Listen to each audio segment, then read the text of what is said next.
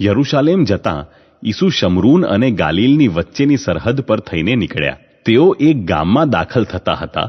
એવામાં 10 કોઢિયા તેમને સામે મળ્યા. તેમણે થોડે દૂર ઊભા રહીને બૂમ પાડીને કહ્યું, ઓ ઈસુ, ઓ ગુરુજી, અમારા ઉપર દયા કરો. તેઓને જોઈને ઈસુએ કહ્યું, જઈને તમારું શરીર પુરોહિતોને બતાવો. અને તેઓ જતા હતા ત્યાં રસ્તામાં જ તેઓ સાજા થઈ ગયા. પોતે સાજો થઈ ગયો છે એ જોઈને તેઓમાંનો એક જણ મોટે મોટેથી ઈશ્વરના ગુણગાન ગાતો પાછો ફર્યો અને ઈસુને લાંબો થઈને પગે લાગીને તેમનો આભાર માનવા લાગ્યો. હવે એ માણસ શમરૂની હતો.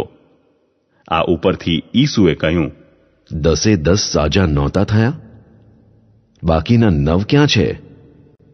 આ એક પરદેશી સિવાય બીજા કોઈને પાછા આવીને ઈશ્વરના ગુણગાન કરવાનું સૂઝ્યું નહીં? પછી તેમણે પેલા માણસને કહ્યું, ઉઠ અને તારે રસ્તે પડ. તારી શ્રદ્ધાએ તને સાજો કર્યો છે.